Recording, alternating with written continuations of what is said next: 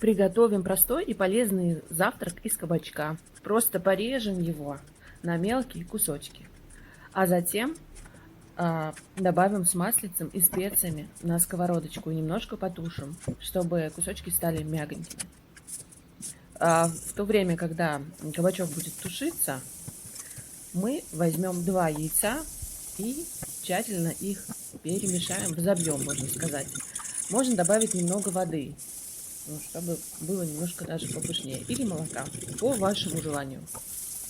Вот смотрите, почти все готово. И сейчас нужно просто влить эту смесь на сковородку. Подождать, пока омлет пропечется. И все будет готово. Поверьте, это очень вкусно и очень полезно. Специи можно варьировать по своему вкусу. Можно сделать острее или менее острее. Приятного аппетита!